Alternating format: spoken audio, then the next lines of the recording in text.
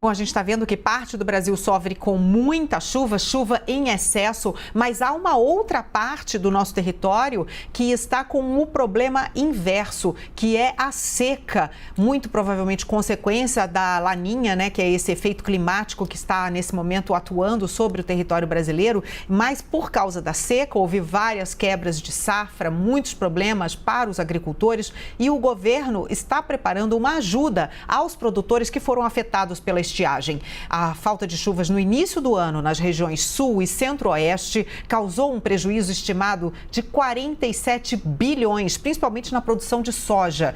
Essa é uma informação do nosso analista de política, Gustavo Uribe, que volta aqui agora para a tela comigo para mostrar o que traz esse plano de ajuda, Uribe.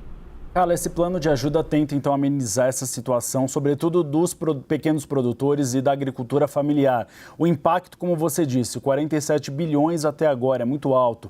E há uma preocupação do Ministério da Agricultura de que esses pequenos produtores deixem as lavouras, parem de produzir. Então, esse plano que está sendo montado pelo Ministério da Agricultura tem duas frentes. A primeira, a oferta de novos financiamentos para os pequenos produtores e depois a transferência de tecnologia rural.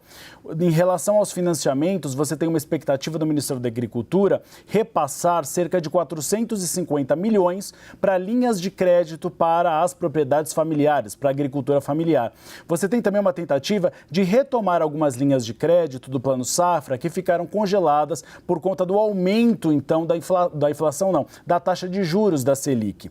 Para isso, você precisaria de um montante de 2,9 bilhões. É por isso que o Ministério da Agricultura está conversando com o Ministério da Economia e também com o Banco Central para a liberação desses aportes. Agora, em relação à transferência de tecnologia, há duas iniciativas. A primeira delas, a transferência de sementes que são produzidas e desenvolvidas pela Embrapa, que são mais resistentes às intempéries, ou seja, às estiagens. Então, de milho, de soja ou de feijão que aguentam mais as secas. E também as barraginhas. O que são as barraginhas? São aqueles reservatórios que guardam as águas das chuvas e podem ser utilizados depois por um período de estiagem. Esse plano ainda está em negociação, justamente por conta dos altos valores, mas há aí a previsão de que seja liberado e anunciado já no mês de março. A ministra Tereza Cristina está hoje no Irã, negociando, sobretudo, a produção e a importação de ureia, que faz parte dos fertilizantes. A gente tem visto que é uma outra crise